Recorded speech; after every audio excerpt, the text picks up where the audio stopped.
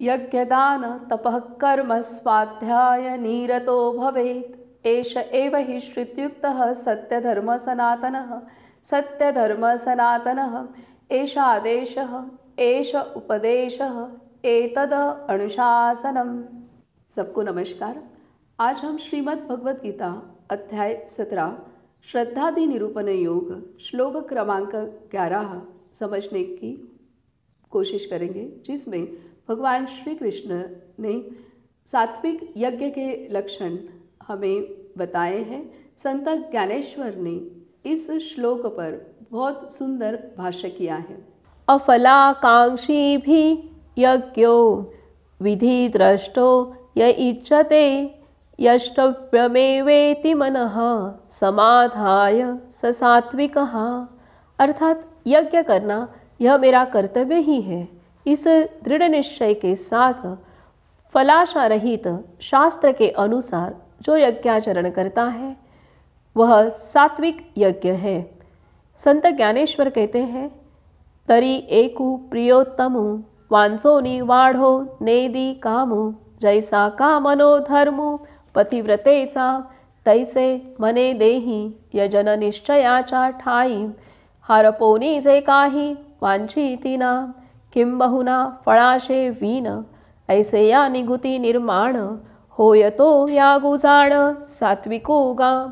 अर्थात जिस प्रकार पतिव्रता स्त्री को स्वयं की कोई भी कामना शेष नहीं रहती, अपने पति की ही इच्छा को वह प्रधान स्थान देती है, वही उसका मनोधर्म होता है। ठीक उसी प्रकार से केवल स्वधर्माचरण हेतु जो व्यक्ति यज्ञ का आचरण करता है, तन मन सहित निष्ठा सहित यज्ञ का आचरण करता है, मन में कोई भी अभिलाषा नहीं रखता है, फल की कामना नहीं रखता है, वह सात्विक यज्ञ है। कर्मयोग अध्याय में भगवान श्री कृष्ण और संत ज्ञानेश्वर ने हमें मार्गदर्शन किया है कि यज्ञाचरण यह हमारी आदि परंपरा है, मूल परंपरा है। यज्ञाचरण यह प्रधान स्वधर्म है। श्रद्धादि निरूपण योग अध्याय में भगवान हमें मार्गदर्शन कर रहे हैं कि किस प्रकार से सात्विक यज्ञ आचरण करना है। संत ज्ञानेश्वर भी बहुत सुंदर मार्गदर्शन कर रहे हैं कि जिस प्रकार से पतिव्रता स्त्री अपने पति की एकनिष्ठता से सेवा करती है, ठीक उसी प्रकार से हमें यज्ञ आचरण अत्यंत निष्ठापूर्वक, श्रद्धापूर्वक, प्रेम से समर्पित होकर करना है।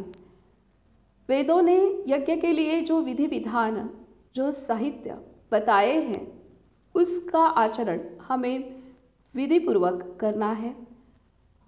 मैं इस यज्ञ का करता हूँ ऐसा भाव मन में नहीं रखना है, कोई भी फल की कामना नहीं रखनी है।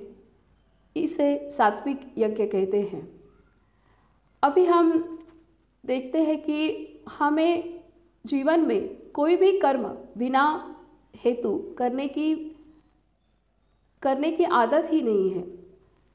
हम पहले देखते हैं कि इस कर्म से मेरा क्या फ़ायदा होगा और तभी जाके हम उस कर्म का आचरण करते हैं। मेरा कोई भी लाभ नहीं होगा तो मैं वो कर्म नहीं करता हूँ या करती हूँ। लेकिन यज्ञ आचरण करते वक्त हमें मन में कोई भी फल की कामना नहीं रखनी है।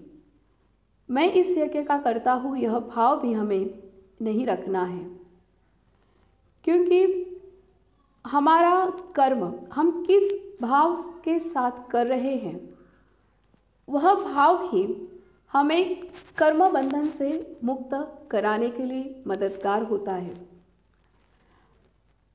कोई कामना के पूर्ति के लिए अथवा मैं इस कर्म का करता हूँ, मैंने ये कर्म किया है, ऐसे भाव के साथ हम कर्म करते हैं तो वह कर्म हमें बंधन में बंधाने के लिए कारण होता है। और वही कर्म अगर मैं इस कर्म का करता नहीं हूँ और कोई भी फल की कामना नहीं रखते कर्म करते हैं तो हमें वही कर्म बंधन मुक्त कराने के लिए सहायक होता है। ठीक इसी प्रकार से यज्ञ आचरण करते वक्त भी हमारे भाव सत्वशील होने आवश्यक है, तभी जाकर सात्विक यज्ञ हमें कर्म बंधन मुक्त करने के लिए मददगार साबित होगा। तो जरूर प्रत्येक घर, प्रत्येक व्यक्ति सात्विक यज्ञाचरण अपने जीवन में, अपने घर में करे और अपनी ऐहिक और पारमार्थिक प्रगति को साध्य करे। धन्यवाद।